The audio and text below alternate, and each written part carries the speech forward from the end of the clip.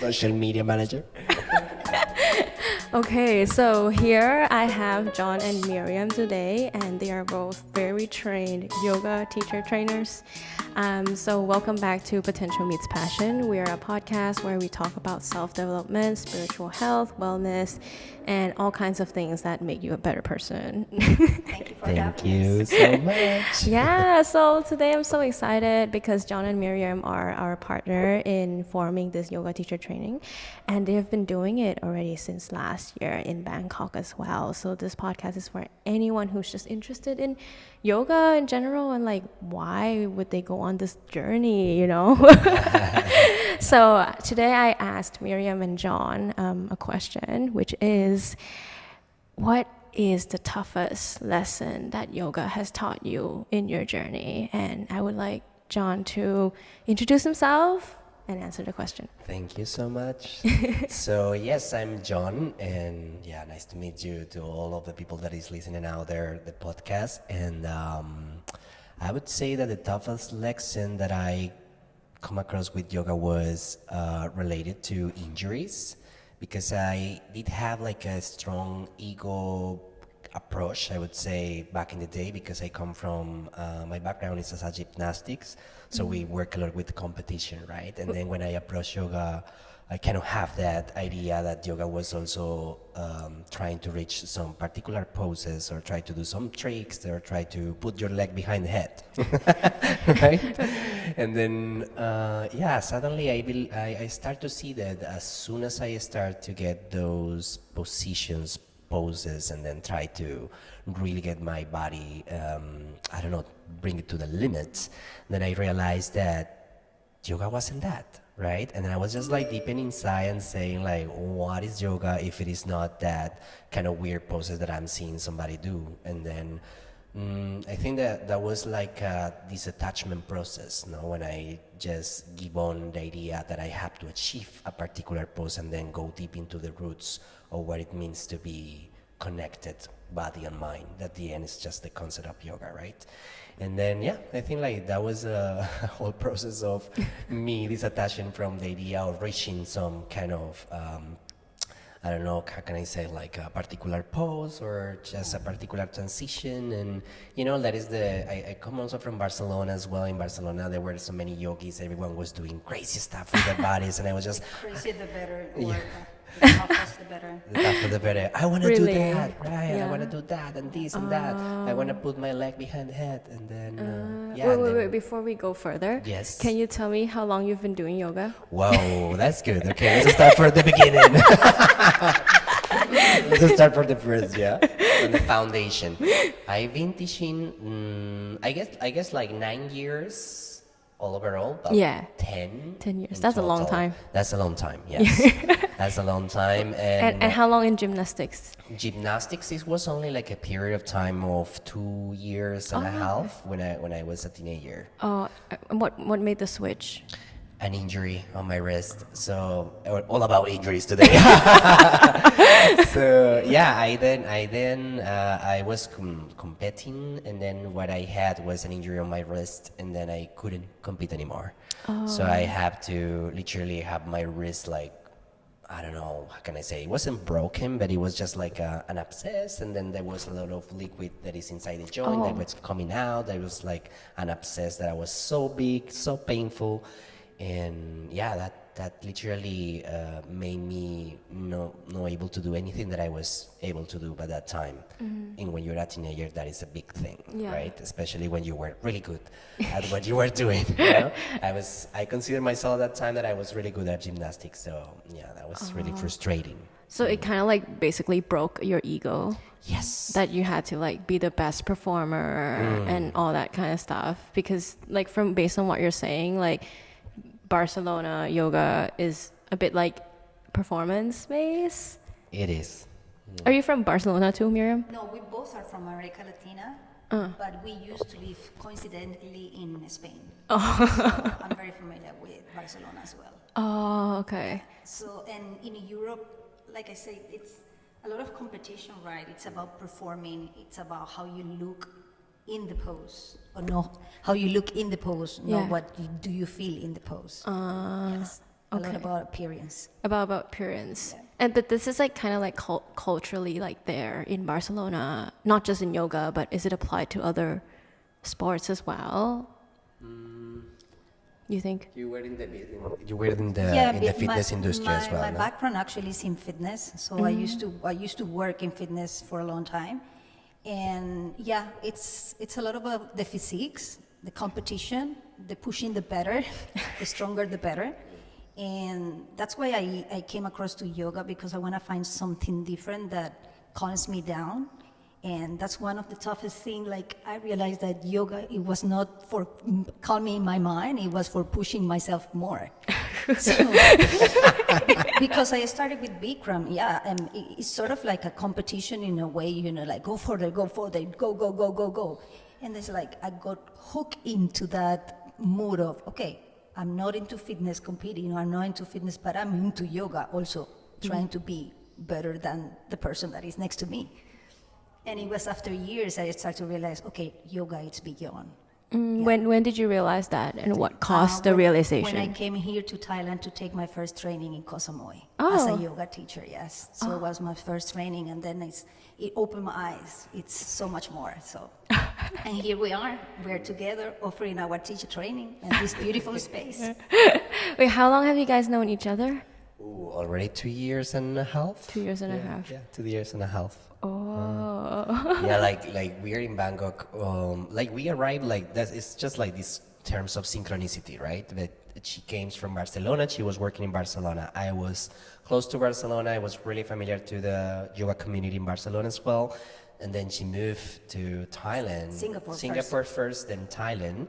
And then right in the time that I moved as well. So like two Latinos living in Barcelona, moving to Thailand, and then finding each other here and say like, hey, like we have so many similarities in the way we teach.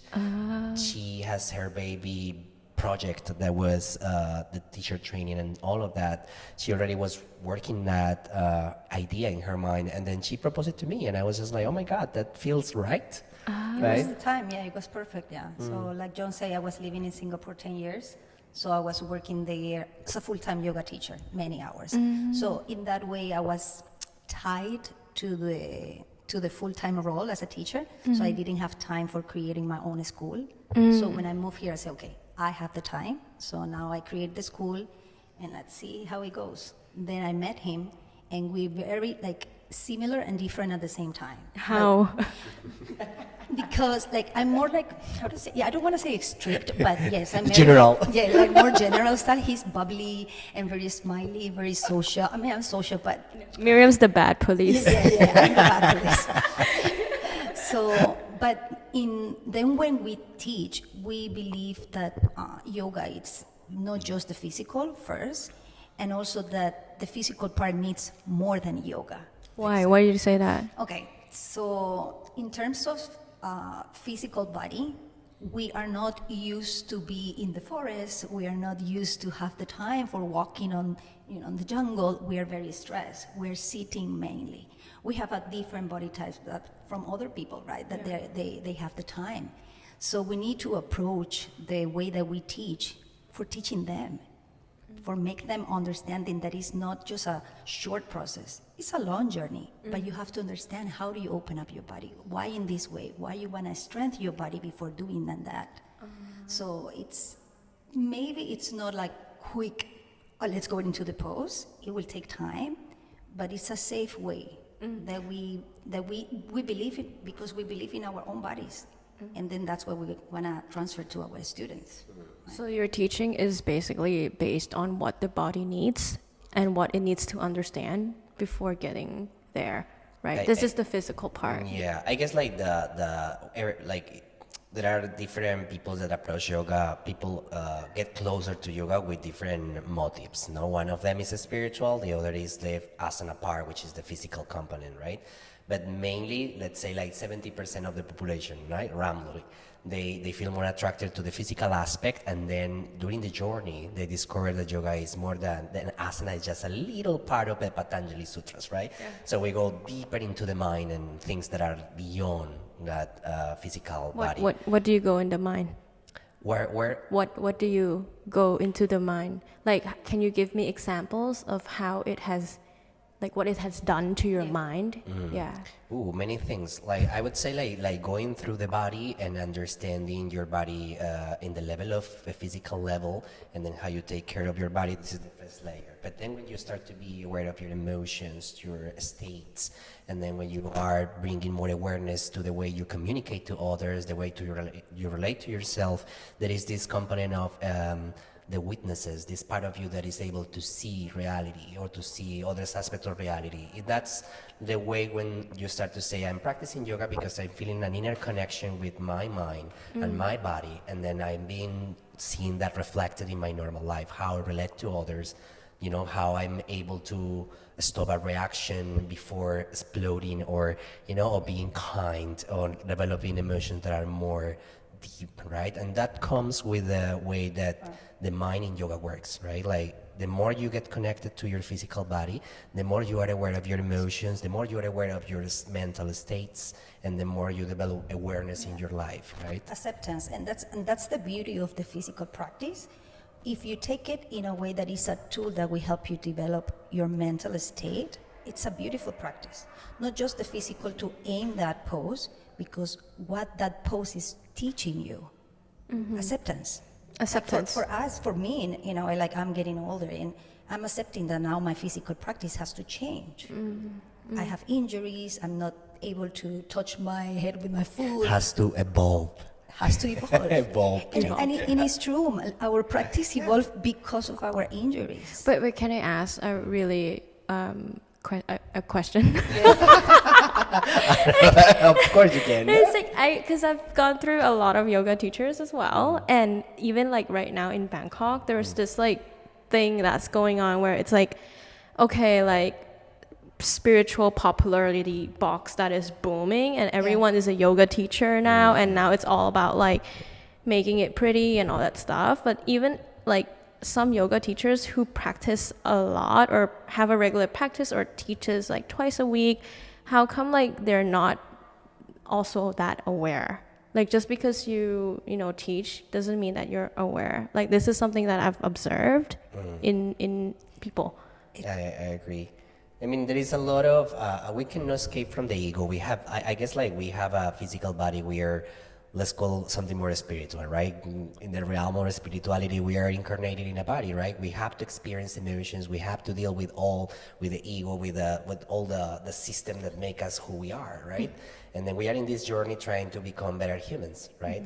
But then it's true that this movement of teacher trainings and things has raised a lot of people that is curious about. They sign up and then they become yoga teachers, but maybe they don't have the tools, or they don't have like I would say like a more deep knowledge, right? And then remain on the surface.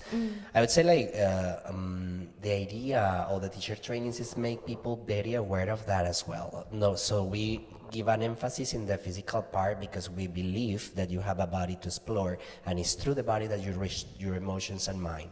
But of course, it's everybody individual's journey, right? So what do we think about people?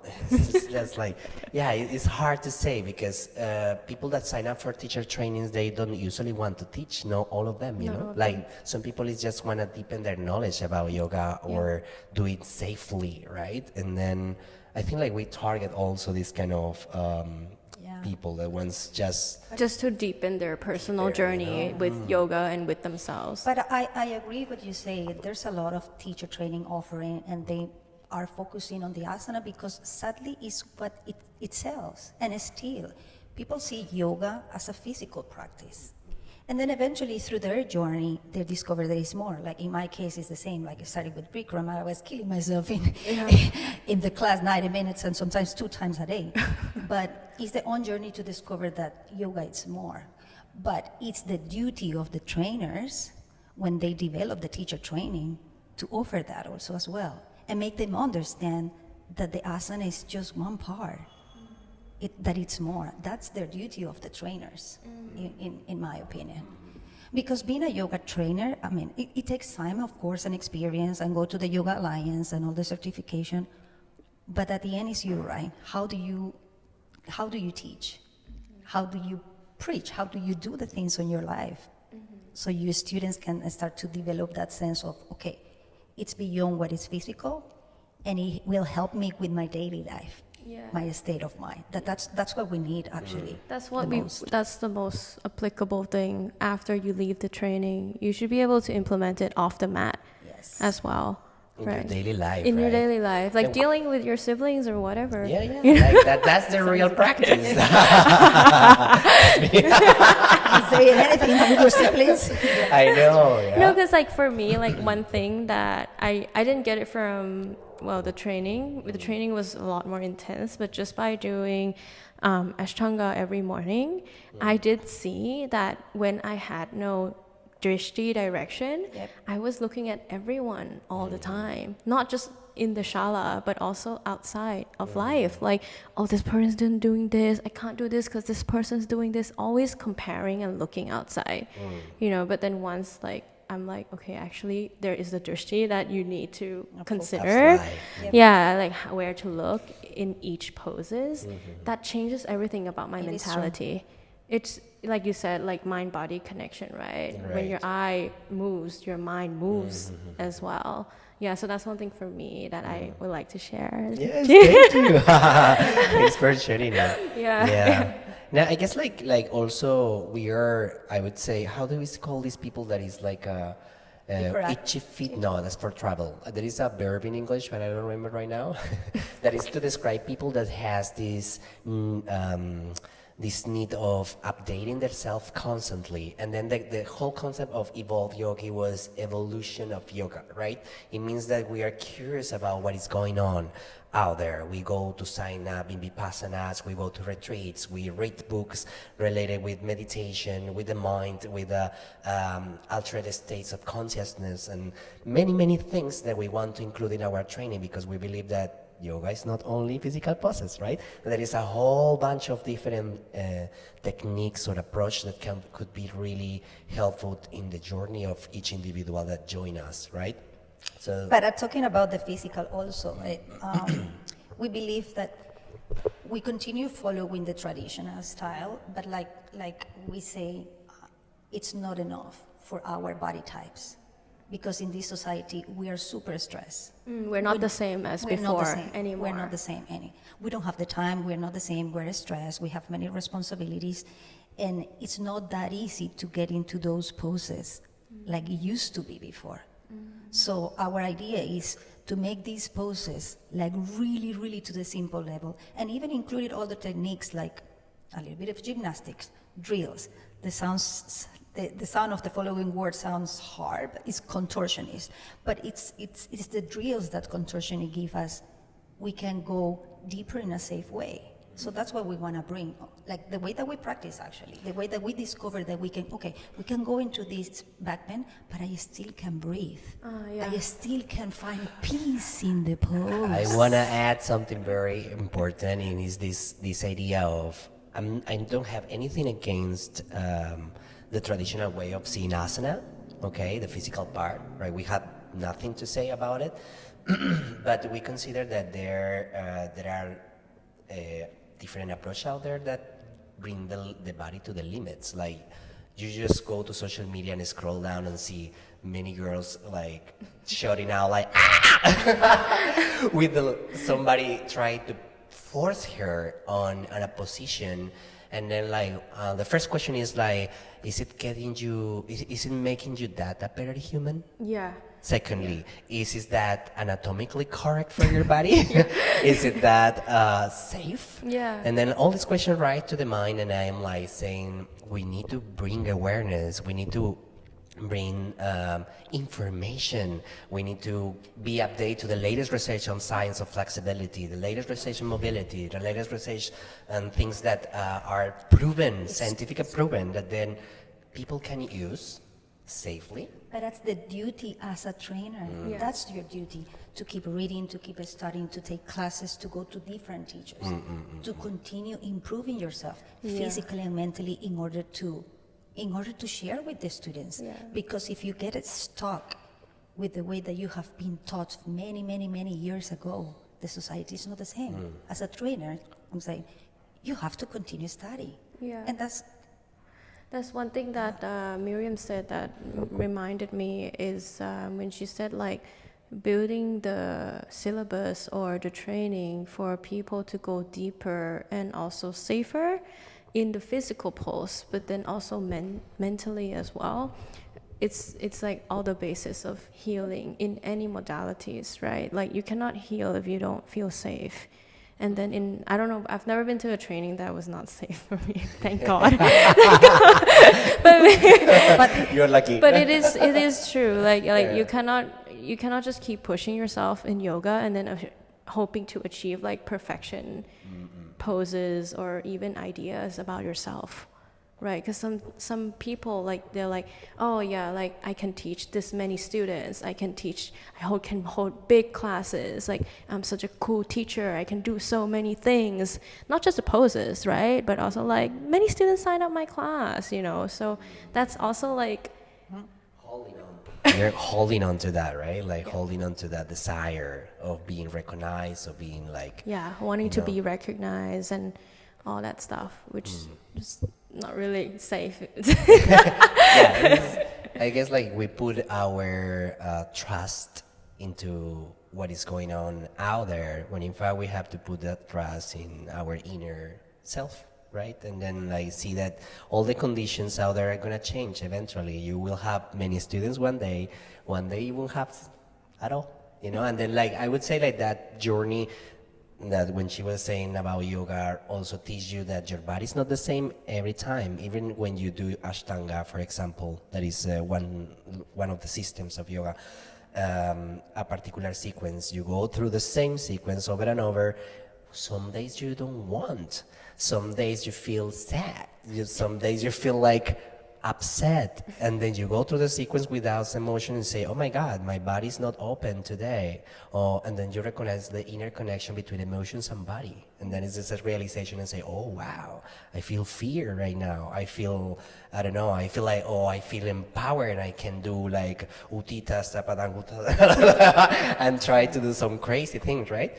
And I think like it's all about this attachment, right? At the end, it's just the journey of saying, I take it, I explore, I live it, but I let it go, let it go, and let it go, let it go. Yeah, No, whatever comes up in the practice, right? Yeah, and like you say, I mean, it's true. We want to have students for our classes, but we have to still be honest of the way that we teach, right?